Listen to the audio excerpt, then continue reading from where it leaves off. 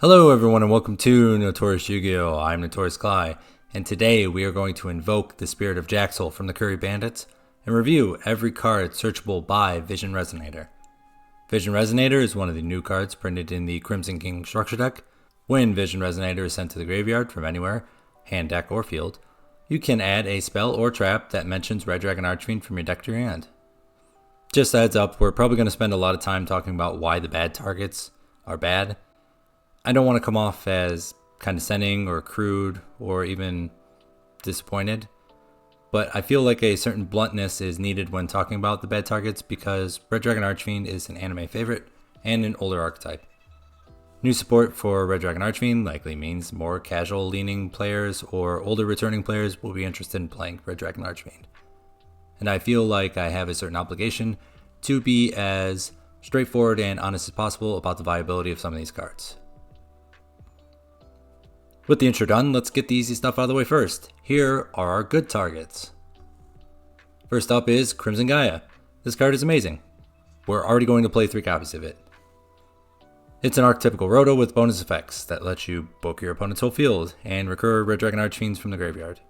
Consistency, pressure, and grind game all in one card. You gotta love Busted Legacy support. Red Zone. This card is also amazing. It's searchable interruption when paired up with Red Dragon Archfiend or a monster that specifically mentions it, and its bonus effect to summon a banished Dark Dragon Synchro lets us double up on Supernova activations. Wonderful card. We're always playing this one. Fiendish Golem. This card is good. It's searchable non-destruction removal. And better yet, it is almost always useful.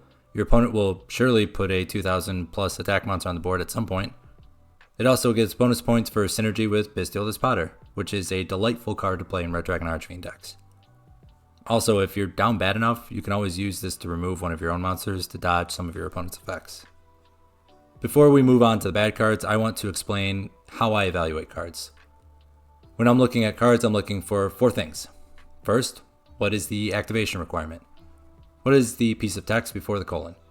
To explain it outside of problem-solving card text keywords, what hoops do I have to jump through just to activate this card?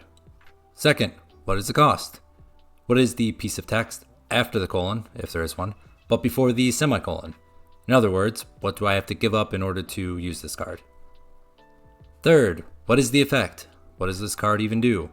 Is it even worth potentially jumping through hoops or giving something up to use? Fourth, now that I've evaluated the card in a vacuum, without considering the other 39-ish cards in a deck, I need to think about the card in the context of a fully built deck, and about how it can be used during a duel. Are there any synergies that it capitalizes on, or even creates? Does it have a role in the deck?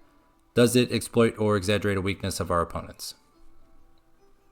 The first 3 cards we've looked at all have reasonable activation requirements, no cost, really good effects, and fit perfectly in our game plan. Some of them are even cornerstones of our game plan, like Red Zone and Crimson Gaia. Now that we're familiar with what a good card looks like, let's check out some bad ones. First up is Scarlet Security. If you control a Red Dragon Archfiend, destroy all spells and traps your opponent controls. We've already established that requiring Red Dragon Archfiend in order to activate a card isn't prohibitive to a card's playability, see Red Zone. This card doesn't demand we give up anything to play it, and this card's effect is literally Harpy's Feather Duster, which is a staple. So exactly why is this card bad? Let's take a look at Scarlet Security in the context of an actual duel. It destroys all of our opponent's spells and traps only if we control Red Dragon Archfiend. At the point in which we would have spells and traps we want to destroy, we are going to be playing into our opponent's established board.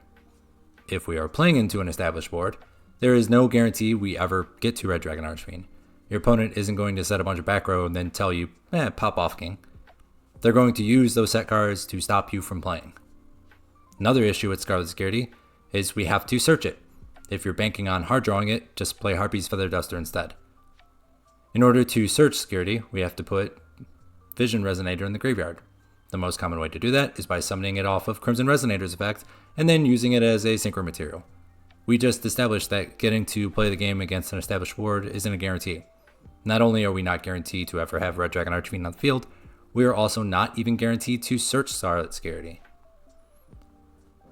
The previous 2 points I've made combine powers to form my next one. If our opponent by some miracle does allow us to land Red Dragon Archfiend on the board, and then search Scarlet Security, 1, they're playing very poorly, and then 2, after they've read Scarlet Security, they will realize they've made a mistake and address the Red Dragon Archfiend on the field, or just chain all their back row to the activation of Scarlet Security. Scarlet Security is woefully ineffective against interactive back row. Counting on Scarlet Security to remove back row requires you to believe your opponent will allow you to summon 6 times, search twice before they attempt to interact with you, and then allow you to maintain Red Dragon Archfiend on the field so you can activate Scarlet Security. Not only is this card bad against interactive back row, it's also bad against floodgates due to how Red Dragon Archfiend decks are constructed and played. There isn't a single floodgate that Red Dragon Archfiend plays well under. Rivalry of Warlords? Nope, we use main deck Fiends and extra deck Dragons. Goes a match? Nope, your best starter is Fire, and your non-tuners are Dark and Earth. We better pray you open some combination of Vision, Crimson, Bone, and or Wildwind.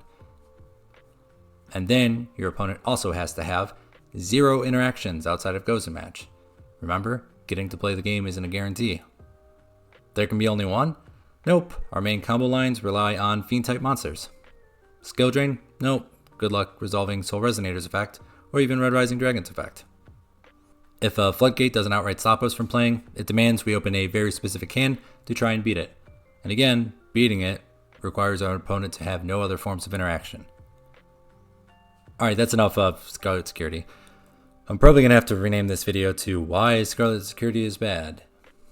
Let's move on and talk about Red Dragon Vase. This card is Pot of Greed, but you can't summon the turn you use it. This card is awful.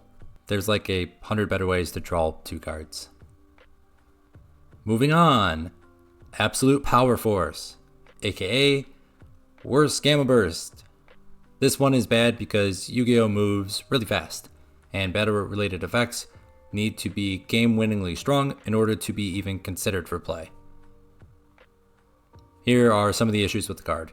You need to control Red Dragon Archfiend, have Red Dragon Archfiend survive until the battle phase, target that Red Dragon Archfiend, have your opponent have 0 responses to the activation of Absolute Power Force, and your payoff for all of that going right is double piercing damage with an attack boost.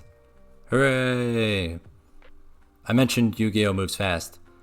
Pro tip for all of the new or returning players out there, the battle phase is mostly a formality. Good decks try to win the game before they get there. Crimson Fire.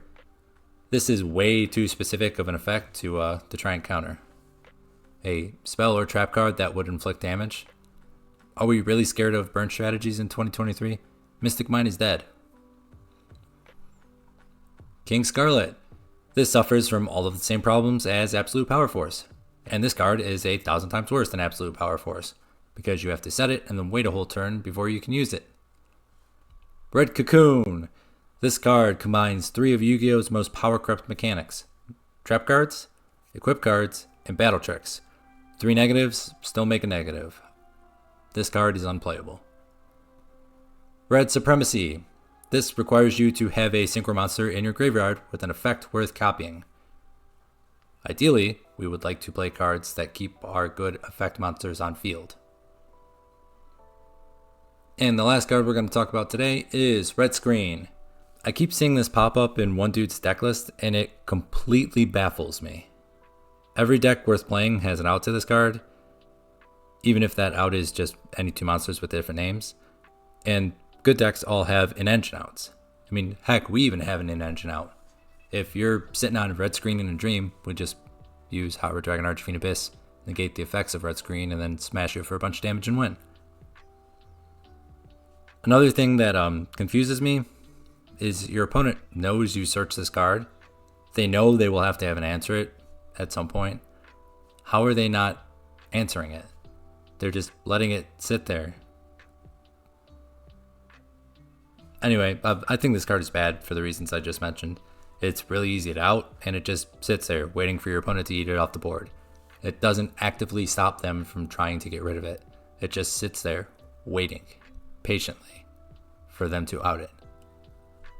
This might just be my most Yu-Gi-Oh elitist opinion, but play cards that interact with your opponent. Play cards that actively try to prevent your opponent from winning the game, not cards that hope that they just somehow don't have a single spell or trap removal.